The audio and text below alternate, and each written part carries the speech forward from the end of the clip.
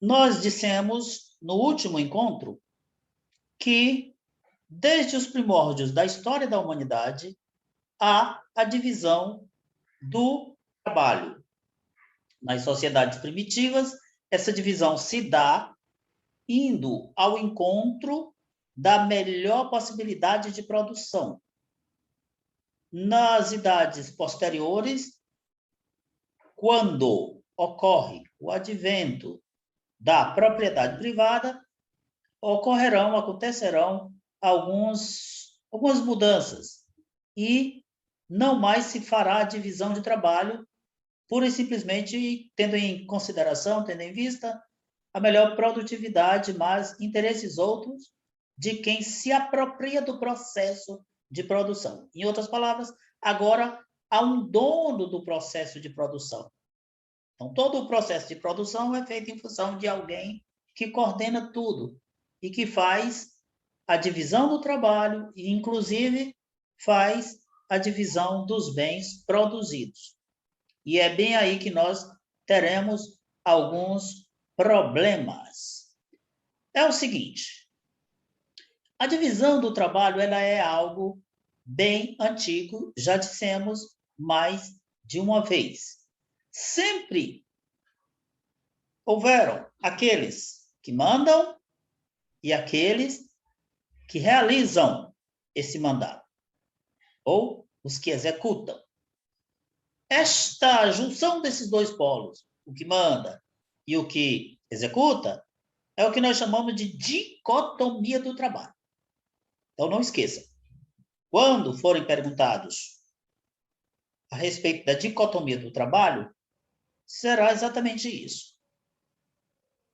A crença de que na execução do trabalho existe uma dicotomia, dois grupos que trabalham em linhas diferentes.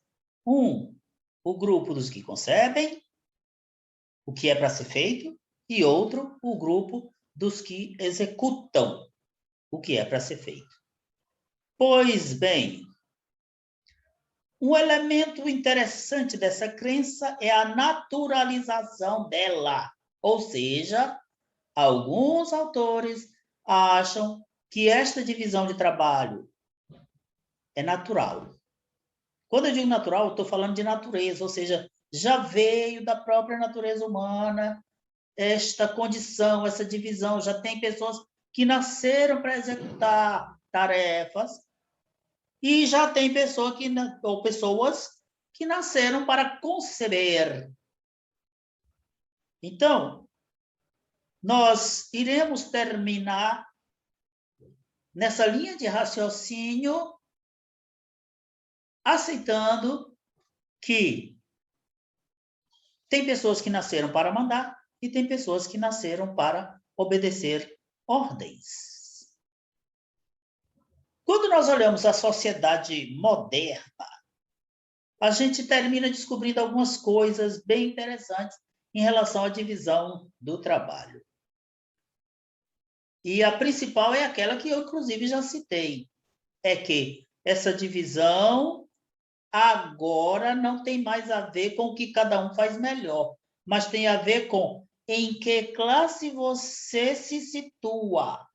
Então, o trabalho agora se divide de acordo com a classe. Quem é de classe X executará os trabalhos próprios da classe X. Quem é da classe Y executará os trabalhos próprios da classe Y.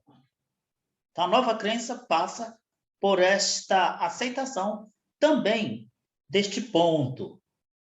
E aqui cabe um leve alerta.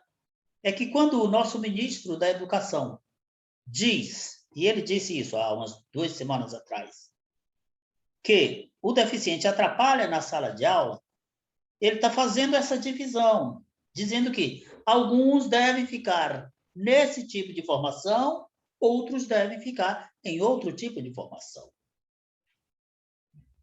Pois bem, se nós formos pegar sociedades bem antigas, como a grega e a romana, nós diremos que elas faziam esta divisão de trabalho, havia dentro dessa sociedade escravagista, uma distinção entre trabalho intelectual e trabalho braçal. E o trabalho intelectual era o trabalho próprio das classes privilegiadas, enquanto que o trabalho braçal era das classes subalternas. Essa ideia passou para nós. Nós continuamos imaginando um pouco isso. Nós nunca comparamos, por exemplo, um pedreiro com um médico. Essa ideia vem daí. Desde essas sociedades, a romana, repito, e a grega, trabalho braçal é coisa de gentalha. Ficar pegando cisco é coisa de gentalha. Ficar fazendo esforço, derrubando madeira, não é um trabalho digno. E o que seria um trabalho digno? Um trabalho intelectual. O trabalho do cara que só lê, que só assina papel, papapá. Então, repito, essa ideia de que o trabalho intelectual é superior ao trabalho manual ou braçal, ela chegou até nós. Talvez nós não tenhamos ainda parado para pensar a respeito disso, mas o fato é que, se você ficar um pouquinho mais atento nas conversas que você tem com, principalmente as pessoas mais velhas, vocês verão que existe esse privilégio, como se o trabalho de quem exerce mais o lado intelectual valesse mais do que o trabalho dos que exercem mais o lado braçal. E aqui eu falei uma coisa nova agora. É que eu falei os que exercem mais. Porque, na verdade, não existe trabalho intelectual puro. Um trabalho em que a pessoa só use a cabeça, ou o cérebro, a inteligência, etc. Assim como não existe um trabalho também braçal puro. O pedreiro precisa pensar muita coisa. Muitas coisas passam pelo pensamento, pela lógica, pela reflexão. Do mesmo modo, o cara também que...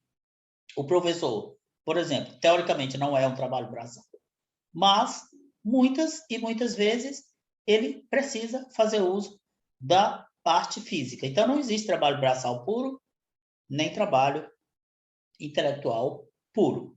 Mas, via de regra, aqueles nos quais predominam o lado intelectual, nós chamamos de trabalho intelectual, e os que predominam o lado,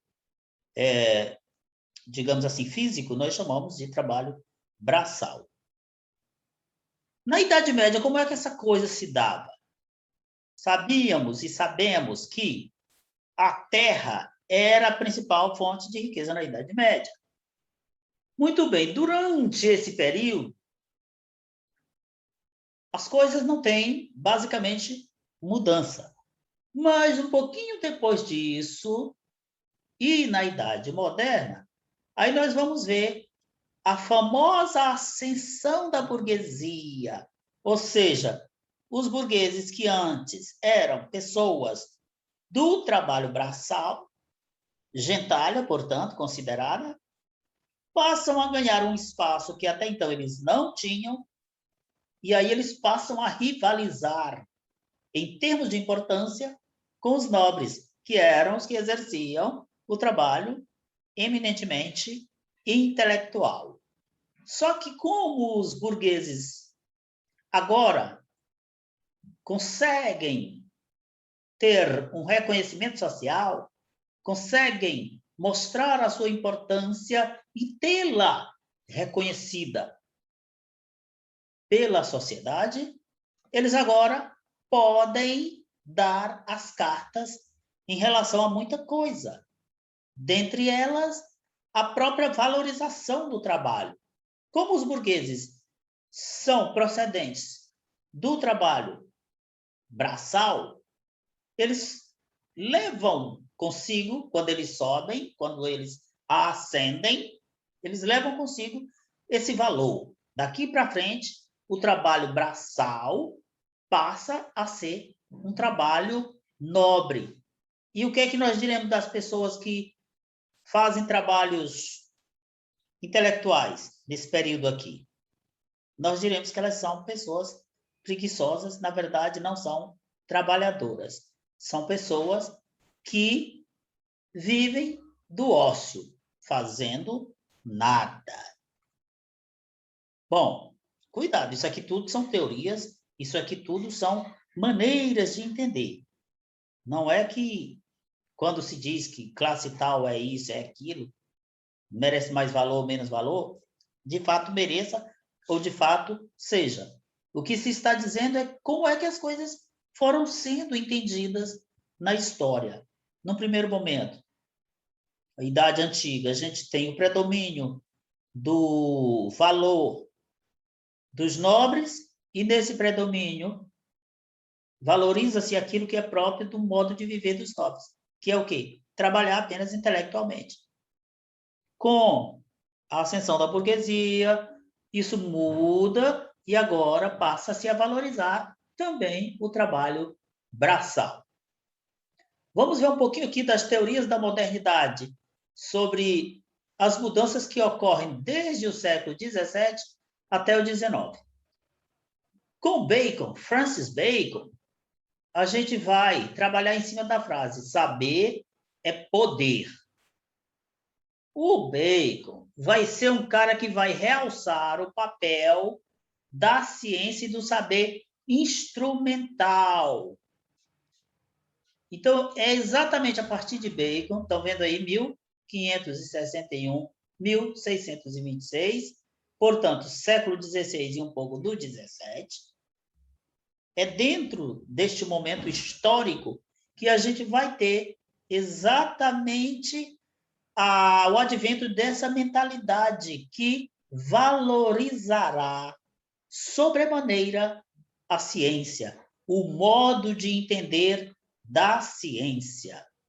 E aí, repito, a ciência será um saber instrumental. Significa o quê?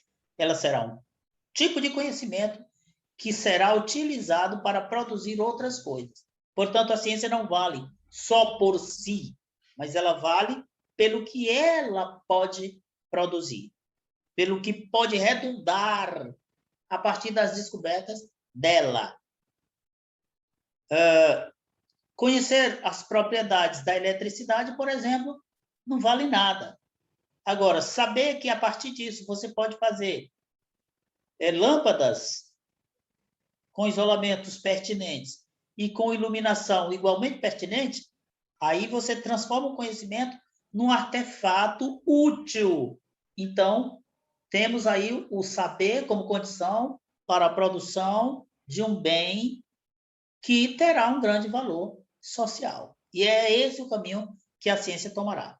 Ela será um saber que ocasionará o feitio de muitos artefatos. E aí, hoje você tem celular, controle remoto, televisão, coisas a perder de vista. Tudo isso foi um dia apenas conhecimento das propriedades que possibilitaram, posteriormente, isso ser transformado em artefatos. Essa ideia começa com o Bacon. E aparece em Bacon também essa ideia do chamado ideal prometeico da ciência. O que é o ideal prometeico da ciência? Prometeu, vocês podem ver na mitologia, será alguém que vai roubar o fogo dos deuses e vai dar este fogo aos homens. Significa o quê? Essa ideia do mito? Significa que o fogo, a luz, é a inteligência. Então, quando temos o início da história humana, diremos assim, se quisermos aplicar esse mito à própria história humana, nós teremos essa ideia de que só os deuses conhecem as coisas. Mas um titã resolve roubar o conhecimento dos deuses e dá aos homens. Agora os homens têm o mesmo poder, praticamente, de Deus. Essa mesma ideia está no próprio mito da Bíblia de Adão e a serpente. De algum modo, a serpente usurpou, roubou uma coisa que não era dela, era de Deus, e que se o homem se apropriasse, ele teria um poder que só Deus tinha. Então, essa ideia aparece em vários mitos antigos, e esse da Bíblia é um deles, e traz essa ideia de que o homem, uma vez de posse do fogo, ou seja, do conhecimento, da sabedoria, ele não pode mais ser separado. O limite do homem agora não tem mais definições, delimitações antecipadas. É ele mesmo que vai definir os seus próprios limites. Então, nem a natureza, que antes obrigava o homem a se submeter completamente a ela, hoje pode fazer a mesma coisa, não pode mais, porque o homem transforma a natureza. Uma coisa que é algo, ele vai e transforma em outra coisa. Não depende mais só que aquilo que a natureza dá. Se a natureza der uma coisa e ele estiver precisando de outra, ele pega aquela e transforma naquela outra que ele precisa. Bom, mas dentro do período de Bacon, a gente tinha essa ideia da mudança que ocorria em relação à questão do pensar e do fazer. Isso eu imagino que tenha ficado muito claro. Pois bem, enquanto na Idade Média o saber era contemplativo, eu sei só para saber mesmo, aprendo só para ter o conhecimento, não para transformar isso em nada, na Idade Moderna isso muda e o saber agora vai ser um instrumento para eu fazer outras coisas que simplificarão a vida das pessoas na sociedade.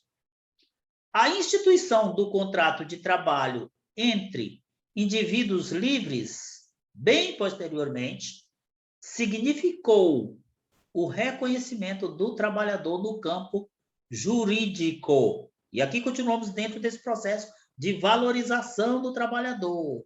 Primeiro momento, desvalorizado, só vale o trabalho intelectual. Segundo momento, as ideias já tendem a valorizar o trabalho manual, e agora já existe uma própria institucionalização. O trabalhador ganha um status de reconhecimento social. Ele agora é uma pessoa importante juridicamente, portador de direitos que não podem ser feridos. A questão